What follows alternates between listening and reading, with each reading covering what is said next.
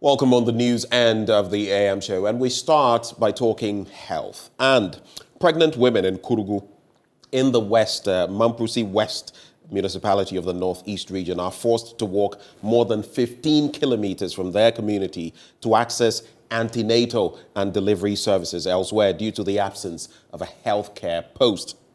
The community health post in the area has been abandoned because of a lack of equipment to operationalize it. Pregnant women in labor particularly are bearing the brunt as they have to travel on a bad road via tricycles to Wulugu for care. Correspondent Eliasu Tanko has more in this report.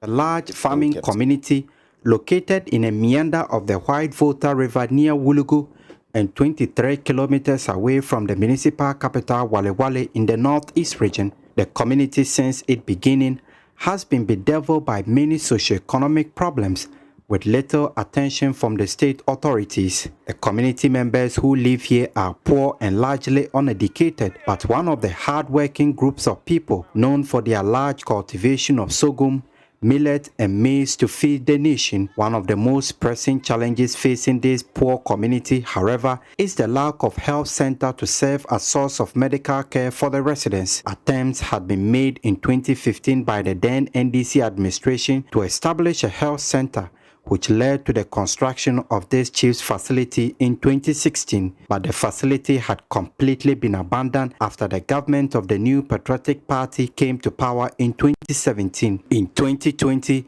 following a Joy News report, the municipal authorities attempted to equip the facility and operationalize it, but those efforts were aborted after winning again the general election in that year. As a result, pregnant women and children in particular in the community are bearing the brunt as they have to travel on a tricycle and sometimes by walking 17 kilometers to Wulugu for delivery and other healthcare services, whilst emergency services are referred to the government hospital in Wale.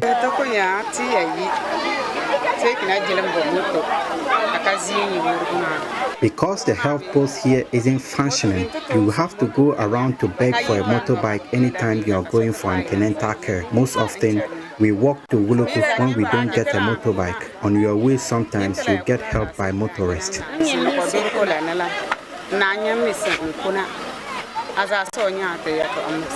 Those with no access to a tricycle have to travel on a motorbike on the bad road connecting the community to Wulugu and the rest of the municipality.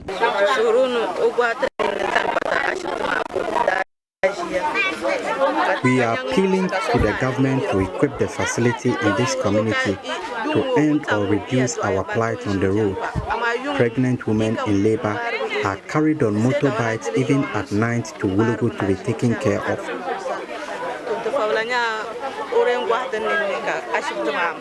This 32-year-old woman, Abu Hanifa, says due to the lack of a healthcare facility in the community, she was forced 3 years ago to deliver her baby on the road while on her way to the hospital in Wale for delivery. She's carrying another pregnancy, which is 7 months old now. She says she's afraid of the plight she would have to go through to deliver. Due to the severe pains on that day, I had to deliver my baby on the way. The pains were unbearable, which made me very weak. Even before we managed to get to the hospital with my baby, it was a very bad experience for me, which I do not wish to go through again. Inside the facility, only 2 beds in addition to 2 wooden benches are serving all kinds of patients brought to the facility. In addition, the facility lacks laboratory and medical supplies. 2 staff are managing the facility without a midwife to attend to pregnant patients. Cases are sometimes recorded under this tree. Whilst at the facility, this man was brought there after he complained of being dizzy, and this was how he was attended to.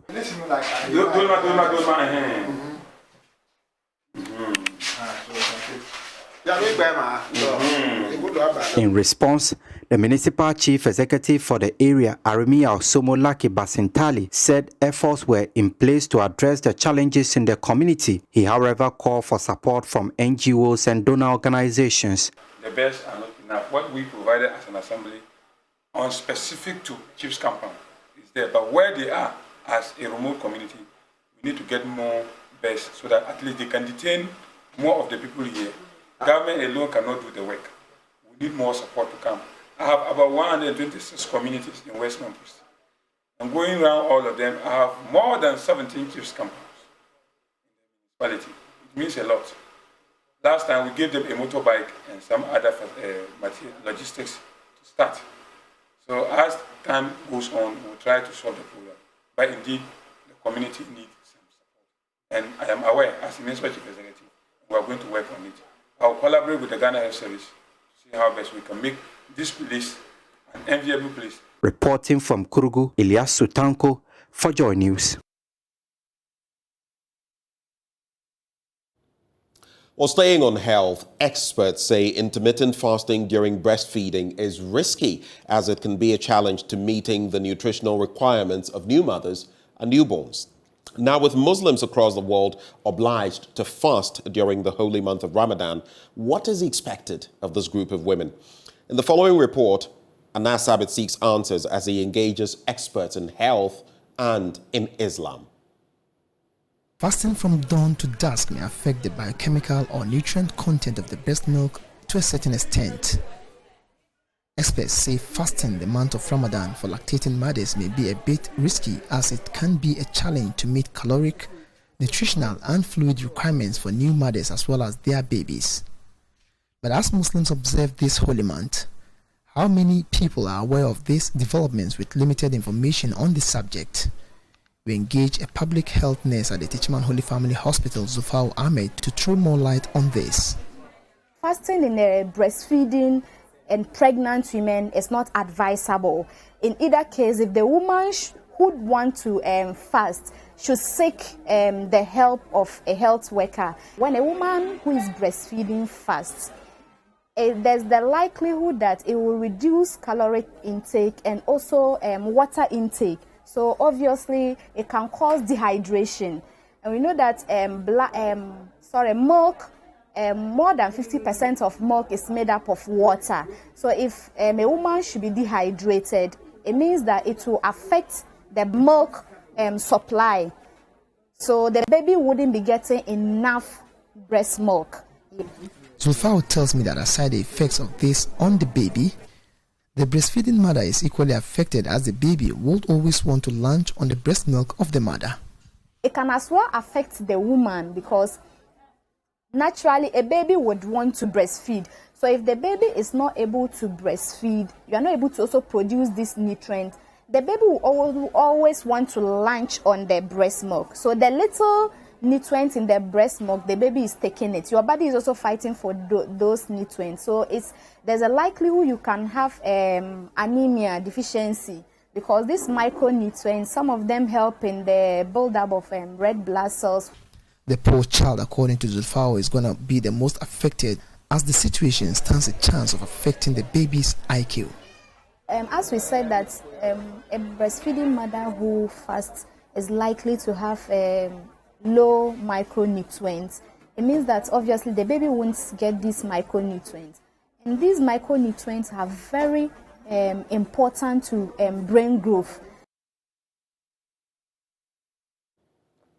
Now, in our next story, a beneficiary of the Disability Fund in the Nanumba North Municipality of the Northern Region, Malam Albert, has admonished his colleague beneficiaries to stop spending money they receive lavishly and use it for the purpose for which they were given. He says it's common to see some of his colleagues using money they receive for other purposes. Malam Albert said this on the sidelines of the disbursement of the Disability Fund in Bimbilla. The Nanumba North Municipal Assembly has over the years supported persons with disabilities with cash, farm input, fridges, among others, to help empower them economically. So far, 390 persons have been supported. Speaking On the sidelines of the disbursement, a beneficiary, Malam Isaac, said the monies is supposed to help them get off the streets and live decent lives and not spend lavishly. Common fund, and then they are so begging. They use money by a dress, drink. Because you go and see some disability, see the beer bar and buy a drink and be drink and buy a drink for their friends. So you came to this as another this will support you that. Also to be with somebody in the future. Why would you use that money to buy a drink for your colleagues? If sorry, your colleague to buy something for you, and then you are so a sickness person, you are buying things for them. Those who are doing that, they should stop doing it. It's no good.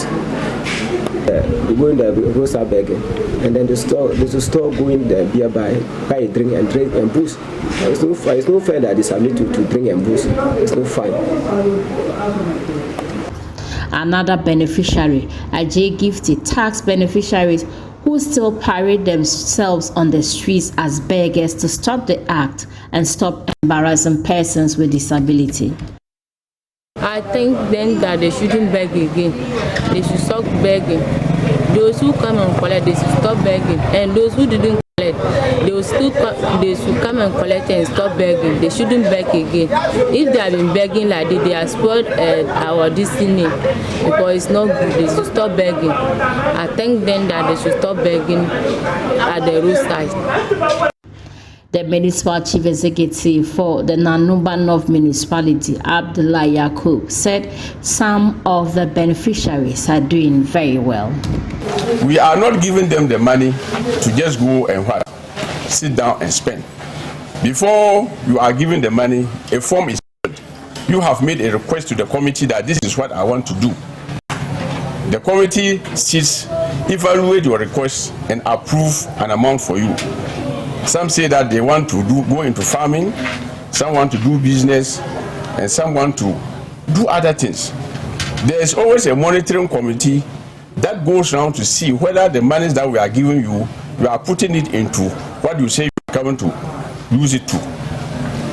Some are doing very well, especially those who are into smoke weed. And if you go, you see their shops and they are doing well. They will not come back here and request. The Director of Social Welfare, Stephen Mensah, charged Ghanaians to support persons with disability to live decent lives. As I said earlier, this district we have 1,257 persons with disability, and we have supported over the past 3 years 390. So we have backlog of a lot of people persons with disability who we're supposed to support. So we normally put a mechanism in place to monitor them. However, we find out that some of them, after giving these things, they go back to the street. And this has been our challenge. But we are trying our best to see how we can do that. And I'm entreating everybody. It is a collective effort for us to help our disabled people to live a dignified life.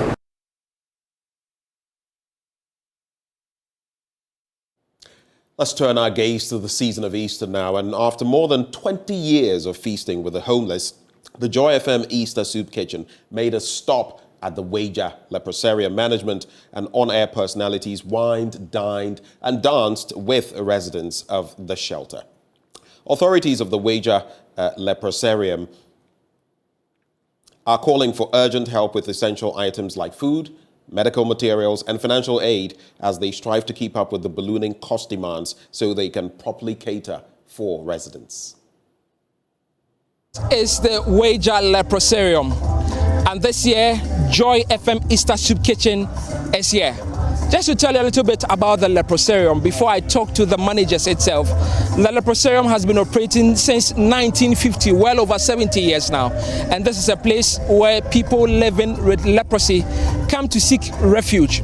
It is one of many shelters across the country, but this is its headquarters and arguably the largest of its installment.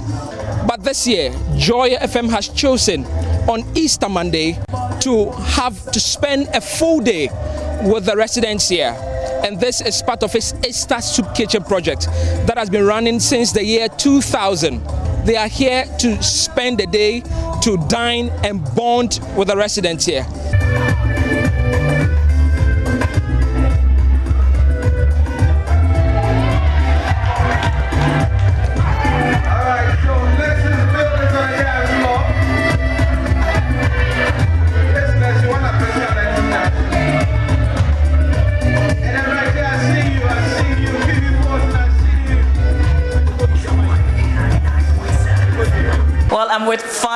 Campbell. He founded the Lepers Aid Committees more than 30 Joy years ago. 99.7 FM. So, Father, thank you for allowing us to share Easter Monday with you.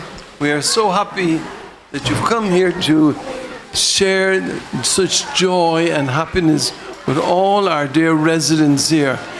The way they've been stigmatized over the years is awful. For this little girl, we sent a team up to Wa to distribute food. And in their distribution of food, they found this little girl. She was abandoned. The family have abandoned her. The mother ran away. The grandfather said she's not human because she's leprosy, and he wanted to do rituals. So they just abandoned her. We took her here, and we've had to bring her to so many doctors since she came here. One being a psychiatrist, because she wouldn't talk. She just talks a little. She's learning how to talk. But she was so traumatized the way they treated her up in the north. Happy. You see, if you make somebody happy, you'll be happy. Yes. That's my philosophy. Make somebody happy. Make this little girl happy. If you make her happy, you'll be happy. Thank you, Father. So I want people to be happy. So I'm asking, if somebody can sponsor the sports center, the event center, I'd be so happy if somebody can help me to be able to do these things, to make these, they shouldn't suffer. They've gone through too much suffering already. There's stigmatization and marginalization. I mean, one CD a day, it's not enough. Here, really, we've heard about the place. We've heard Father Campbell talk about the leprosarium. We've used it in news. We've covered stories, but I have never personally been here, and so I'm excited to be here to share. We talk about Christ sacrificing, the ultimate sacrifice. I'm a beneficiary of the sacrifice of Christ. This is what I can do in terms of also share the love of Christ with others. An opportunity to spend time with people, our friends. Look, I would cherish it always, and that's how come I'm feeling the dance floor. And it's not coming out right, but it's okay. I mean, happy Easter, I love. I know you. You know me. I know you. You know me too. I know you. Sure.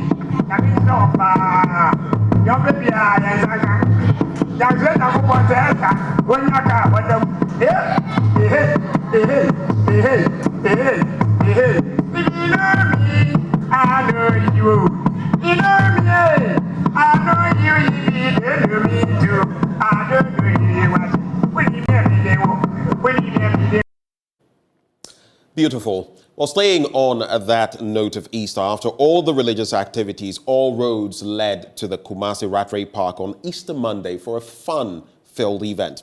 The Easter edition of the Love FM Family Party in the park saw scores of family units bonding and making merry. Patrons were treated to exciting activities as they joined in the fun of the season. Love FM's Nanabwachi Adam has more in this report. The green, serene Rattray Park in Kumasi was the major attraction of activities to climax the 2023 Easter festivities. The Love FM family party in the park saw over hundreds of families share memorable moments in a fun-filled outing at the biggest outdoor event in Osekum. Children were perhaps the most excited as they participated in dancing competitions, face painting, bouncy castles, electric trains, trampoline, swimming, among other activities. Some patrons were joyous. It has been fun here. I really like here very much. And I like the way so much games are here. We have been playing around. It seems it's great over here. It was very fantastic. I very feel happy when I came here. Oh, really? Have you been able to make friends? Yeah, many of them. Oh, wow. What about you? How has it been for you since you came here? It's exciting. I came with my mother and my father, and I make new friends, and it's exciting.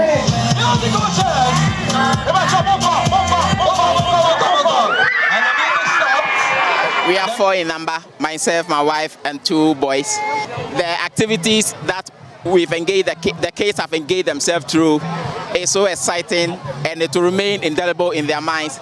And we also thank the organizers for this program. In fact, we want it to continue every year and then, so that we can bring the family out for a very nice engagement. We expect this kind of things from them again, because the kids like coming here whenever they are around. So they should keep up doing the good work for us. They should keep on bringing more fun for the kids for us. We are happy seeing them all the time. The beautiful atmosphere, coupled with finely trimmed grasses and trees at the Ratri Park, was enough motivation for families to come together to eat, drink and chat heartily. The old folks were attracted to live band performances for their listening pleasure and relation. Marketing manager of Love and Insure FM, Isaac Entry, says the audience should expect more exciting events in the coming months. We should expect big things, big things to happen. We have our traditional events. The party in the park has always been with us. The kids party has always been with us. But going forward, we'll be coming up with some new events, so people should watch out. And as we would announce, you would always find out that we are the best. Hooray!